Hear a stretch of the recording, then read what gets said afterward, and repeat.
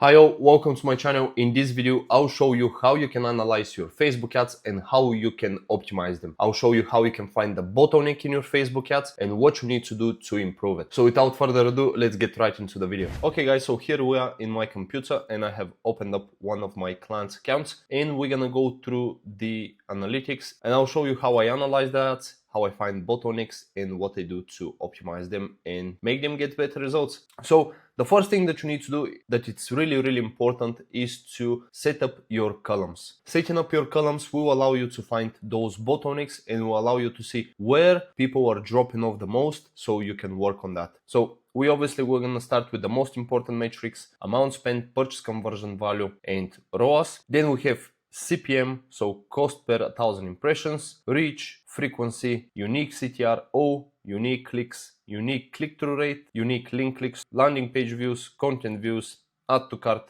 checkout initiated, purchases, and then for the latest metrics, we're also gonna look at the cost. So cost per unique link click, cost per content view, cost per add to cart, cost per checkout initiated, and cost per purchase. So we're gonna start from the beginning. Now, the first thing I will do is I will look at the least performing campaign. And at the moment is the retargeting campaign. So I'll click on it. And we do have two different audiences. We have middle of funnel 30 days and we have hot audience, which is purchasers and email subscribers. Middle funnel 30 days is basically people who have engaged with the brand on social media in the past 30 days and been to the website but did not purchase in the last 30 days. The least performing campaign is middle funnel. So first we're gonna click on it. So we're gonna open the creatives. Now a couple of things to notice first. Now you obviously can see that we have two creatives right here that have done 2 and 4.79 ROAS. But they're off at the moment simply because when I look at the data in the past 7 days, they did drop in performance, so they were not generating any sales. That's why I turned them off. But I'm looking at past 14 days simply because the account is small and I want a little bit more spent on each of the creatives so we can actually analyze them, because if they've spent, let's say, $4 here, there's nothing to analyze. There's not enough data for us to go about. Now scrolling to the right, you can see we have one creative that's doing 2.6 ROAS and one creative that has spent $21 and no sales yet. So scrolling to the right, first thing that we're gonna see is the frequency. Now frequency on average for this campaign is 6.96 for the past 14 days. This is normal simply because this is a retargeting audience, so you don't need to worry much about the frequency. Next we go to unique CTR and unique click-through rate. Again, there is not much spent here. You can see we spent $21, $10, $4, so there's nothing much to analyze when it comes to the click-through rate, simply because there's not enough people that have engaged with the ads for us to analyze. Then moving on to the right, again, you can see here not much data for us to go through, so we'll leave this campaign as it is and we'll leave them to spend a little bit more so we can analyze the data that we have. I'll leave the hot audience at the moment simply because we're at 3 ROAS and I'll analyze the next campaign, which is prospecting. For prospecting, we have two audiences, one broad and one interest tag. This is number 4 interest tag. So if I scroll down, I do have 3 interest tags that I have tested in the past, and this is the 4th one. That's why we have number 4. And as you can see here, it's doing 4.3 ROAS. Really good. We're gonna click on it. Now here you might see that we have one creative that has done 2.87 ROAS, but if we go in the past 7 days, you see that there were no sales here for $43 spent. That's why I did turn it off. Moving back to last 14 days, you can see we have 3 creatives that are generating sales. This right here, creative number 3, from 1.82 in the past 14 days, we have 2.11, which is obviously an improvement. Going back to last 14 days, we're gonna scroll to the right. Frequency here, you can see it's a lot better. Next, we have unique CTR and unique click-through rate. Going to the right, again, not much data in the account simply because we're not spending a lot. So we're gonna look at this data here. Cost per click is something that I have mixed feelings about. Most of the time, I disregard it as a metric unless there is a huge difference. So for example, you can see here on the account average, we're getting clicks for $1.38. If there was one creative that was doing clicks for like $3, then I would pay attention.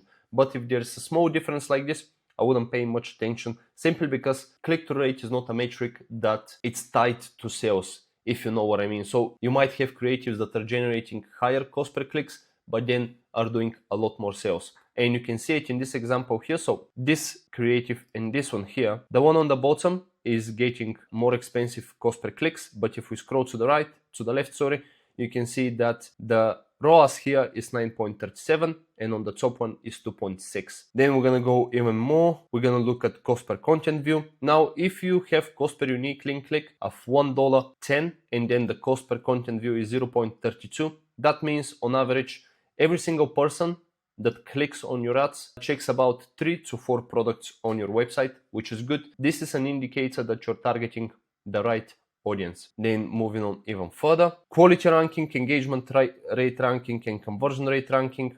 I do pay attention to those. So you need to aim to have at least average and above average. If it's below average, there's something wrong about the ad and you need to fix it, because you're gonna get higher CPMs and you're not gonna get as many sales. So this campaign in general looks really well. So 4.3 ROAS. Moving on to the other audience, you can see we've spent just $29. So I've launched this audience 3 days ago. Not much data here for us to analyze, but just keep in mind when you structure your columns like this, so you follow the potential customer or customer every single step of the way. So from them seeing the ad all the way down to purchase, it's a lot easier to analyze your ads, because you can see where is the big drop off and what you need to fix. So for example, if you have a lot of clicks on the ads, but not a lot of people go to the website, it means there's something wrong between clicking and going to the website. Your website might be slow, your website might not be loading, so you need to look at that. Another thing is from content views to add to carts. Again, if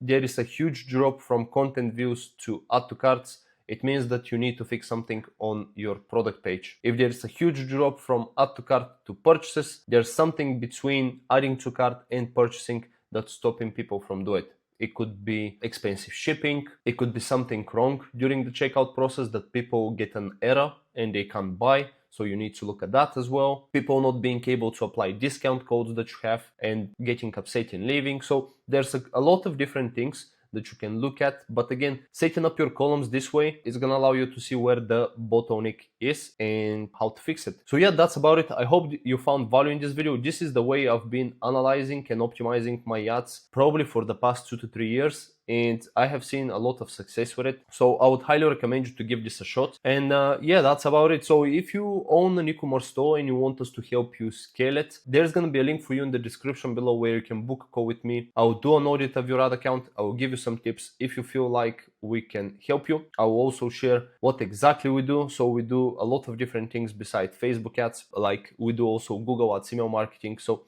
all of the good stuff. And yeah, book a call from the link in the description below. If you found value in this video, like and subscribe. It really helps me out get these videos out there, and I'll see you in the next one. Bye.